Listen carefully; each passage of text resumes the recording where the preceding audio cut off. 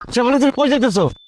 কই যাইতেছি জানি না, তবে তোমার সংসার ছাইরা তোমারে ছাইরা আমি সারা জীবনের জন্য চলে যাইতেছি। কি বলতেছো এসব? আমার সংসার ছেড়ে সারা জীবনের জন্য কেন চলে যাইতেছো?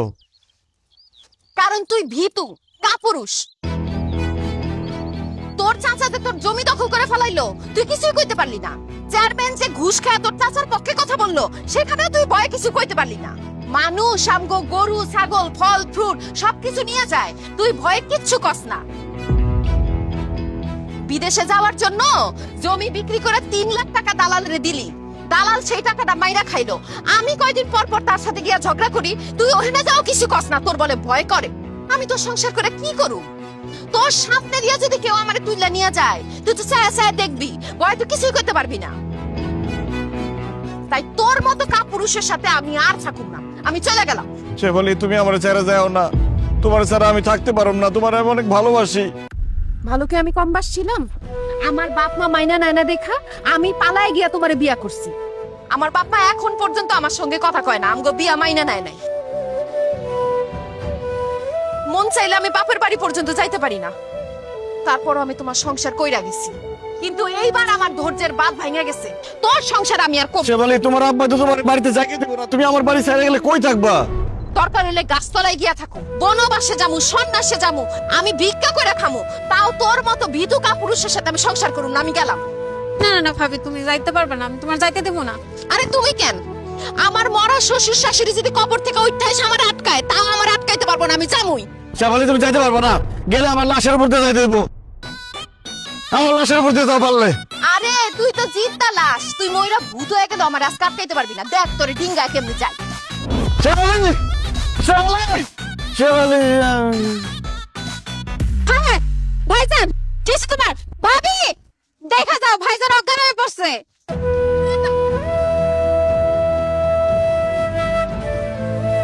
কি এই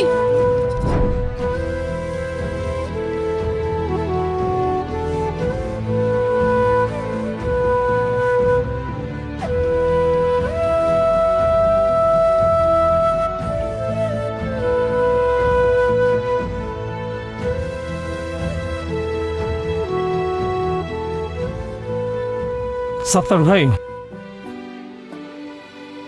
আজকে থেকে আপনার যা যা খেতে মন চাইবে খাবেন, আর যা যা করতে ইচ্ছা হবে করবেন। কেন ডাক্তার সাহেব? কারণ আপনি আর বেশি দিন বাঁচবেন না। আল্লাহ, ডাক্তার সাহেব আপনি এসব কি কইতেছেন? আমার জামাই বেশি দিন বাঁচবো না মানে? ওর কি হইছে? আপনার স্বামীর ক্যান্সার ধরা পড়ছে, একদম লাস্ট স্টেজ। আপনারা ওনাকে নিয়ে আসতে অনেক দেরি করে ফেলেছেন, এখন আর আমাদের হাতে করার কিছুই নাই। আমার মনে হয় ওনাকে অন্য কোথাও নিয়ে চিকিৎসা করিয়েও কোনো লাভ হবে না, তার চাইতে বরং ওনার যদি কোনো শেষ ইচ্ছা থাকে সেটা পূরণের ব্যবস্থা করেন। না না, আমি বিশ্বাস করি না, আমার ভাইজানের কিছু হইতে পারে না। ডাক্তার সাহেব আপনি আরেকটু ভালো করে পরীক্ষা নিরীক্ষা করে দেখেন। আমি ভালো মতো পরীক্ষা নিরীক্ষা করেই বলছি, তারপরে যদি আপনাদের বিশ্বাস না হয় অন্য কোথাও গিয়ে পরীক্ষা নিরীক্ষা করাতে পারেন। হায় আল্লাহ গো, ডাক্তার এসব কি কয়ে গেল? তুমি বলে বেশি দিন বাঁচবা না, তোমার যদি কোনো কিছু হয়ে যায় আমার কি হইব? আমি তো বিধবা হয়ে যাবো। আল্লাহ, আমার স্বামীর মরণ না দিয়ে তুমি আমার মরণ দিতা। আল্লাহ, অল্প বয়সে বাপ মা হারাইছি, এই ভাই ছিল একমাত্র আপন।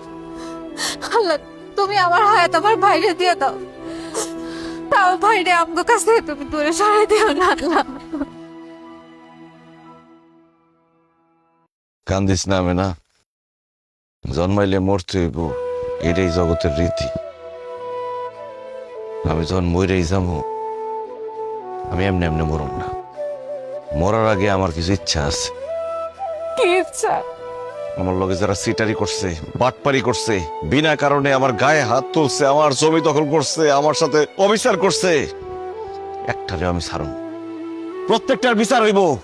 মইরা যখন যাবই, মরার আগে প্রত্যেকটার বিচার করে যাবো আমি।